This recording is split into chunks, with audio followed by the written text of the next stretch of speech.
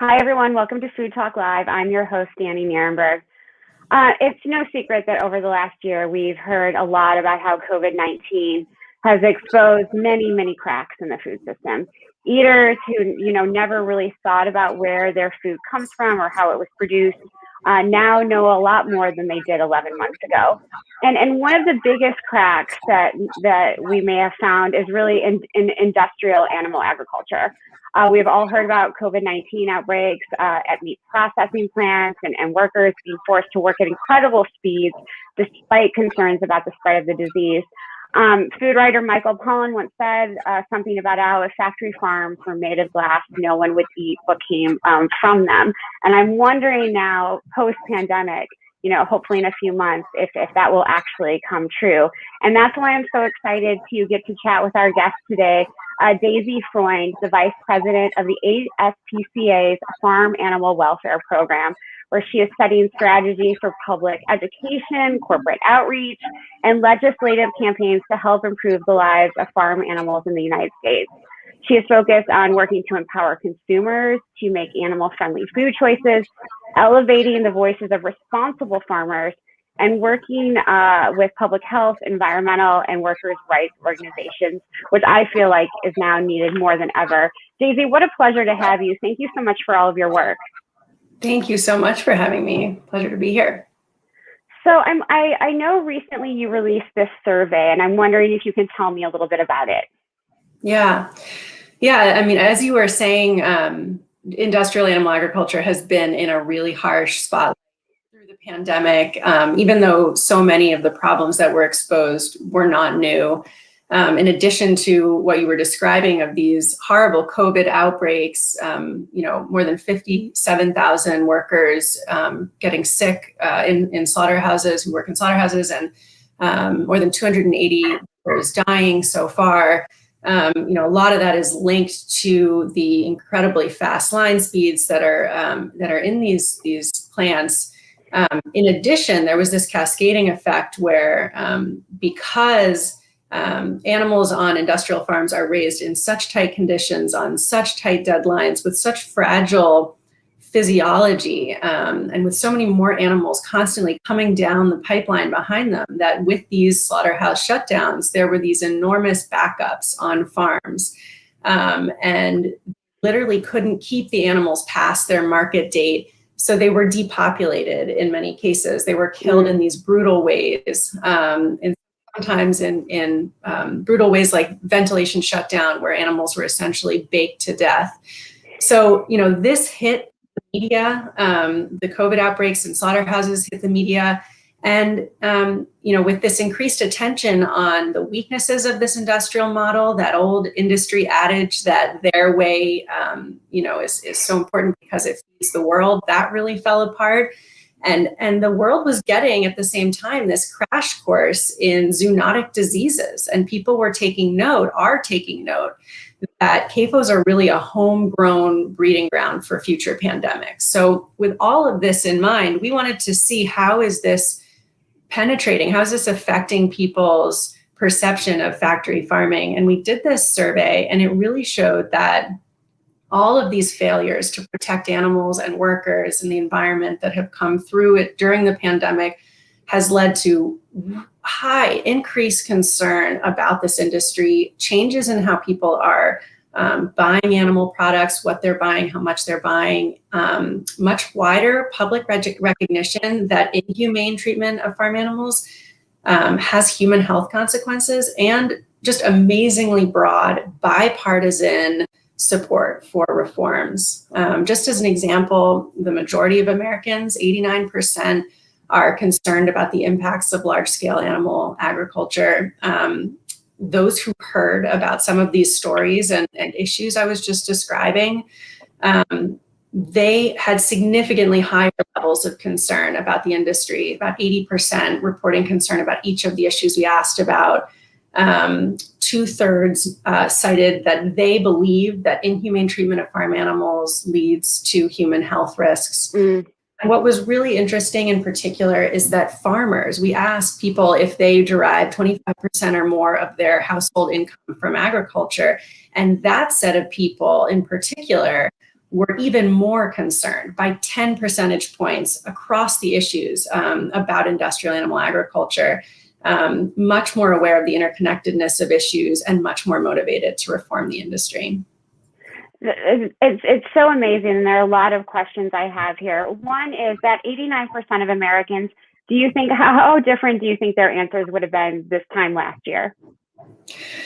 Yeah, I mean, what we have found, because we're an animal organization, we have asked the public about their concern about animals. And, you know, by and large, people are attuned to animal welfare. It's a remarkably bipartisan issue. People really care about the treatment of animals. But it was interesting. We asked about, you know, animals, workers, environment, public health, the impact on communities that are located near CAFOs, and across the board, those were really high. And I really do feel, in particular with workers and with that connection between animal treatment and worker safety, that felt much higher than what we have, you know, seen in the past when we've asked about what motivates people in terms of the choices they make in the supermarket. And, you know, it's basically price, taste, convenience. Animal welfare is up there, sometimes their own food safety, but like workers' safety really came through. And sort of a broader sense of the ways these issues are tied. I want to come back to workers in a second, but you mentioned the fragile physiology of animals, and I'm wondering if you can describe that to our listeners and viewers.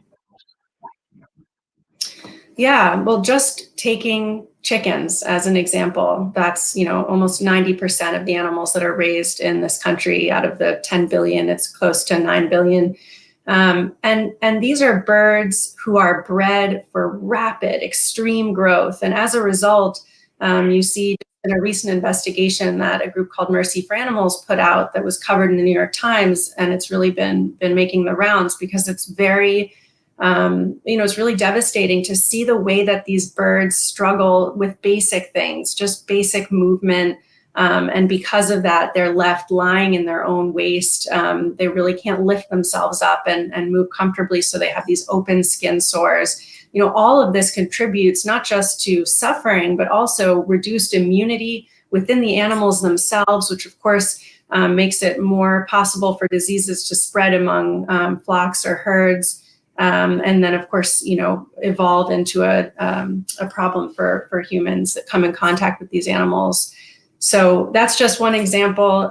Pretty much every animal moving through the industrial food system has been, you know, genetically manipulated to prioritize productivity, whether that's high yields of milk, high yields of meat, and that has a consequence. You know, there's a zero sum here. These animals are not machines, and so something has to give, and it's often, you know, their bones, their immunity, their reproductive systems. They're just our consequences. Absolutely. And that immunity, I mean, I think that's a bigger issue than ever before because of COVID-19. If you have, you know, large groups of animals together who are already suffering from, you know, a variety of different illnesses and conditions, and then, you know, you introduce a virus, no matter how it spreads from bats or from, you know, pigs to other animals, or however it happens, this is really a recipe for disaster in terms of, you know, this traditional factory farming model. Yeah, exactly. And it's really, you know, we have to turn the spotlight on ourselves. We really can't think that this is a problem relegated to foreign countries. We have these petri dishes right here. And I think it does open up opportunities with this new administration as they look to try to get COVID under control and you know, hopefully to prevent future pandemics. We just have to take seriously the risks that are in our own backyard and on our plate every day. Well, let's talk about the new administration for a moment and what you're hoping that they'll take on and really accomplish. Yeah, well, you know, it's exciting that this administration is looking at climate change, COVID, economy, racial equity. These are all issues that are intrinsically related to the food system and particularly to animal agriculture. You know, you can't really address climate without addressing the greenhouse gases and the many impacts that animal agriculture, industrial animal agriculture, really has to try to do something about our economy and to really fully recover. We have to do something about the fact that mega corporations have taken over agriculture, and that's led to this decline of smaller pasture-based, more responsible farmers. They need financial help. They need incentives to farm in a way that's better for our for rural economies and for our climate, and of course for animals. And when you look at the issue of racial equity, that's also all woven in there when, Black and Brown and Indigenous communities are so disproportionately burdened by the effects of having CAFOs in their communities. And then you look at the slaughterhouse workers who are getting sick, and the overwhelming majority of them are also people of color. So, I think while factory farming is not in the top 5 priorities, it's really in there if this administration is going to seriously tackle these problems. So, just a few policies that we're really stressing right now with the administration. Certainly getting these line speeds under control.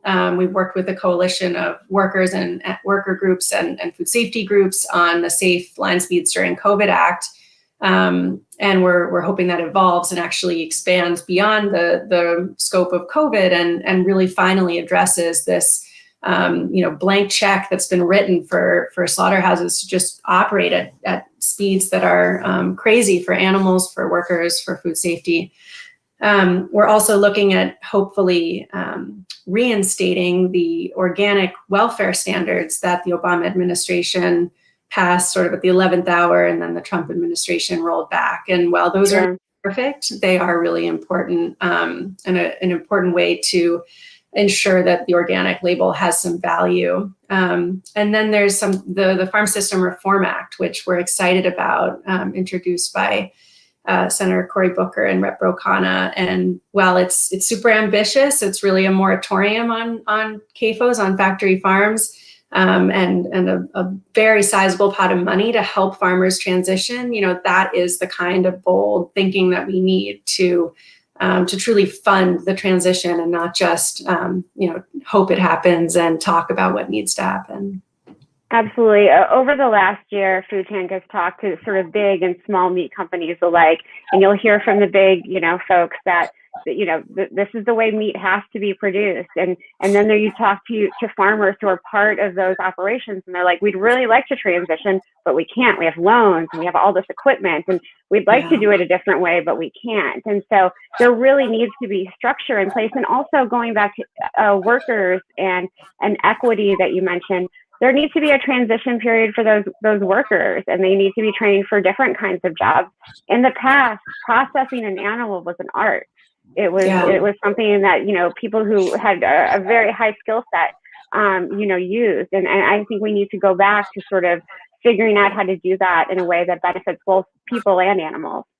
Yeah, it's true. I mean, obviously, watching an animal be slaughtered is really hard, but I have been there in small slaughterhouses that are animal welfare approved and, working one animal at a time. And it's just such a world away from the mechanized production line of the, where the vast majority of animals are moving through. And it's true, there's, a lot of skill and a lot more respect involved. Yeah, it's a key word, respect. And I think that's what we've realized was missing for most people, who didn't think about the food system every day like you and I do, but there's been a lack of respect missing for workers, especially BIPOC workers, especially, immigrant workers, and again, for the animals themselves. Yeah, absolutely. And so post-COVID, I'm wondering, what your thoughts are on building back, how, let's say Senator Booker's legislation goes through and there is a moratorium on new factory farms. What kind of do you envision as sort of the next step? That's a fun world to imagine. Yeah. I mean, that's one form of support that's needed, resources for farmers to transition, whether that's to pasture-based farming or plant-based alternatives. That would be really exciting. There is so much more financial support that's going to be needed, loans that need to be made available to farmers who are already raising animals in higher welfare ways. or are motivated to, as part of our work on the last Farm Bill, we endorsed a few provisions in Blumenauer's Food and Farm Act, and one of them was designating grazing and pasture-based farming as a qualifying system under the EQIP program, Environmental Quality Incentives Program, just to open up more funding for higher welfare farms. So, we're looking for opportunities like that to take the existing programs that are out there and just simply open them up to make them more available and more attainable, really, to farmers of all kinds and farmers who've been historically marginalized. And then I think it's really about empowering eaters as well. We have a very expansive program called Shop with Your Heart that offers resources for people to try to connect to higher welfare products wherever they shop and whatever they eat. It's still such a challenge for people who are totally motivated and horrified by what's happening just to find something that actually matches their values. It's really hard. I hear from people all the time in my own circle who hear from me about it all the time. They still don't really know when they go to the egg aisle what they should be looking for. So the Shop with Your Heart program has a list of brands that are widely available that are certified by one of 3 meaningful certifications that we recognize, a list of farms broken down by your county, your region, so you can buy directly, a hotline you can text to get help right in the moment with your shopping decisions. That's fantastic. Trying to find out what this label means that you're staring at, or find an alternative to a product. So, even in a world where farmers have this funding to transition, I think, animals are still going to be suffering, consumers are still going to be confused. And so that's really where we're going to be looking is, how do we raise the floor on the farming system so that the worst confinement practices are eliminated? How do we remove the kind of structural support for CAFOs and factory farming and shift it over to a higher welfare model? And how do we clarify this confusing marketplace for consumers? Absolutely. Where can people find the Shop with Your Heart information? ASPCA.org/shopwithyourheart. Great. So we had a few viewer questions. Bernie, who's my co-founder on the back end, can you put up Dennis's question? I believe the first question. Thank you. Sorry, Paul Dennison. Is there a discussion of shifting production to more regional channels of production and distribution? Thank you, Paul. Yeah, thanks, Paul. I mean, that is something that really came through during COVID, is just how much more resilient regional systems were. People were turning to their local producers. In fact, in this survey, 70% of respondents said that they had changed how they were shopping for animal products, whether that was buying more locally, which was the most popular, seeking out higher welfare products, or reducing the amount of animal products they were buying overall. And so, just to emphasize, I think people really did get the memo that when the supermarkets are not stocked, you can actually go directly to a farmer, depending on your access, and buy directly. And that was reassuring, I think, to a lot of people as they watched the sort of hidden structures of our industrial system fall apart a little bit. And all of what I've been discussing, whether it's the Farm System Reform Act or EQIP, that's all really about creating structures that will support a more regional, decentralized system. Absolutely. We've heard that over and over again during COVID, that, we need more regional processing centers.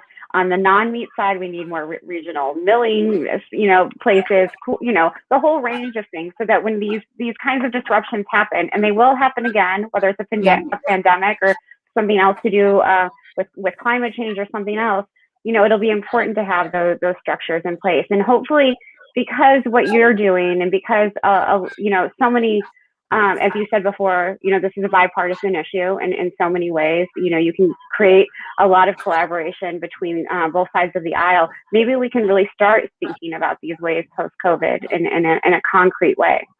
Yeah, I'm so hopeful, and it really was inspiring to see that the support for things like reducing line speeds, funding farmers who are pasture-based and higher welfare and plant-based. That was, always in the 60, 70% the support for, shifting funds, for example, toward those higher welfare farmers. And it was totally even, regardless of political party.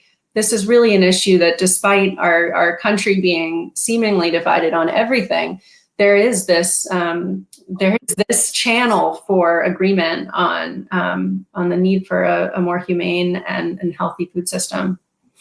Absolutely. I wonder if you have concerns around big agriculture and big food taking on sort of the plant-based, the interest in plant-based foods that has happened. It was happening before COVID, but certainly, Beyond Meat and others had sort of a run on their products when the news about processing plants was becoming more apparent. Do you think that big food is a danger to what you're trying to do?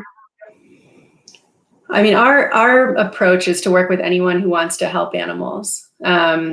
So if that's a large meat company that's willing to, dramatically change how they're raising animals, if they're raising animals, and switch to practices or products that don't harm animals, we're for it. I think we have to be conscious of where control is of our food system. You don't want to replace one centralized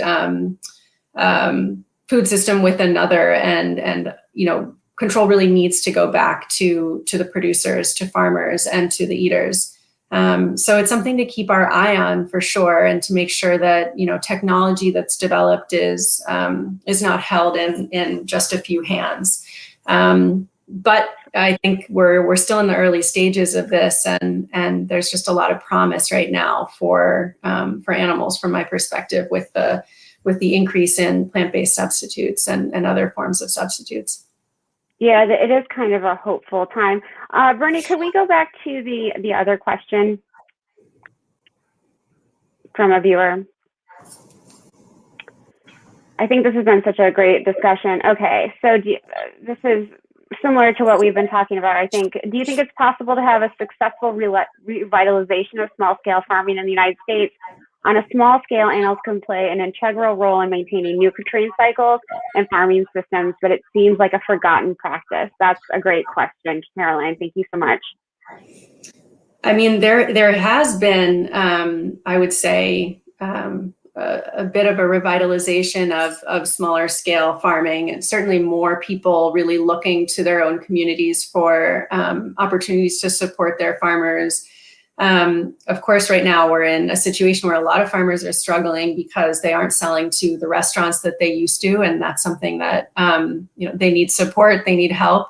But like I said, I think it's very possible to answer your question, and it really comes down to federal and state grants being there to support those farmers as they do the hard work that they do, and make the choices to raise animals in ways that are more costly, and really holding up their practices as a model to their neighbors who may be struggling in the industrial system. You look at our state. I live in New York, and dairy farmers are really struggling, and I think they would happily transition to something else if it were more possible, but the system is not set up right now to support that transition.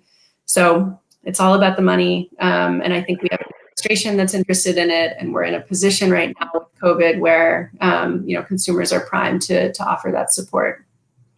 Absolutely, and I think Caroline also brought up an important point in her question that the manure that is produced in industrial animal agriculture, it's often thought of as toxic waste. Where on smaller farms, it can be used as a valuable resource that it was meant to be, as organic fertilizer. Yeah, absolutely. Having worked on farms, I know how that is, and it's true. There's such a world of difference between the lagoons that are produced by CAFOs, and that truly is toxic waste that's polluting people's waterways and air, and it's totally mismanaged compared to a system that's in balance with the environment, where the proportion of animals to land is correct, and it really ends up being a net gain for the land. And animals can perform their natural behaviors. They can behave as animals want to do when they're outside and being raised in a healthy environment. So again, folks can go to the ASPCA.org for more information. My final question today, Daisy, is, we've been in this pandemic for about 11 months now, and I'm wondering if there's a book or a podcast or a show that you have found really informative or really entertaining, or has taken your mind off, what's going on outside as you sort of hunker down. Yes, I'm actually glad you asked, and glad I have it right next to me. It's not necessarily about the system, but I will say the book that has really struck me in the heart lately is Richard Powers' The Overstory, and it talks about climate activists and activists who are working to save trees in this country, and it's really beautifully written. And I think it's empowering for someone who's an advocate working on an issue that's as intractable and difficult as farm animal welfare, to hear people, it's fictional, but to hear people's stories of perseverance. That's great. I can't wait to read it. And I think it's so valuable to have something that's similar to what you do, but sort of outside of it too. It's a great compliment. Daisy, it's been a pleasure to talk to you. Thank you for your work and what the ASPCA does. It's so important. And I really value you being here with us today. Thank you. Thank you, Danny. Pleasure to be here. Thanks again. Stay safe.